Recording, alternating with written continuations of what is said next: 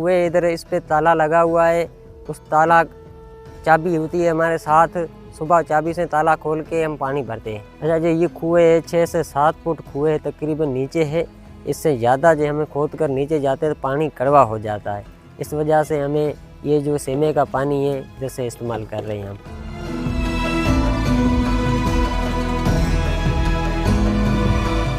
तो कुआँ खोदने में हमारे को तकरीबन 2 से 3 दिन लग जाते हैं।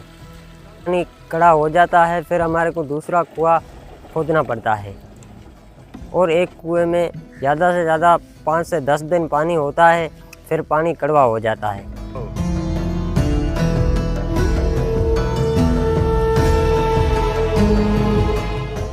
इधर जो है एक कुएं से ज़्यादा कुआँ खोदने की इजाज़त नहीं है।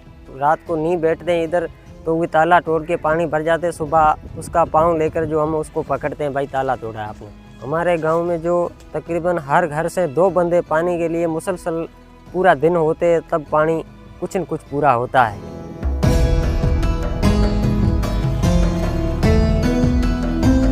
पानी के लिए बहुत तकलीफ़ है, माल और मलेशिया के लिए, इंसानों के लिए बहुत पानी की तकलीफ़ है।